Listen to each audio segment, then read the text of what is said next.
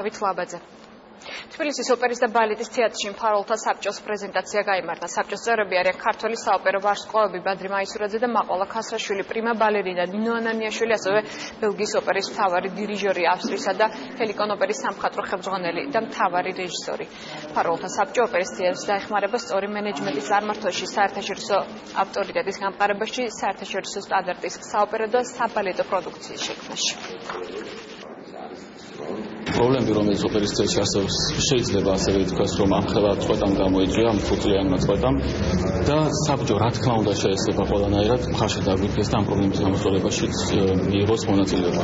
რადგანაც ჩვენ სტრატეგიულ მენეჯმენტზე მუშაობთ, სტრატეგიულად ოპერის განვითარებაზე. ჩვენთვის მაგალითად დიდი სიამოვნება, რომ მე შემიძლია თუ რაიმე დავაკეთოთ ჩვენი საყვარელი თეატრის საწის, რაიმე რჩევა მეც გამოთქვა ჩემთვის დიდი ბედნიერება.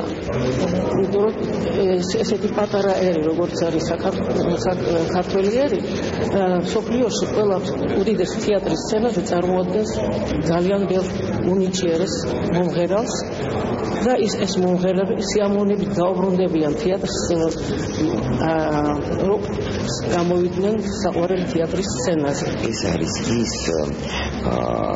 ის საკრებულო ხალხთა, რომლებიც დაეხმარებიან თბილისის ოპერისა და ბალეტის თეატრის წრებული სწორი მენეჯმენტის შემუშავებიდან დამთავრებული მსოფლიო არენაზე დამკვიდრებაში, მსოფლიო არენაზე ამ თეატრის პოპულარიზაციის საქმეში. მე მინდა ვთქვა, რომ სარეპერტუარო პოლიტიკაში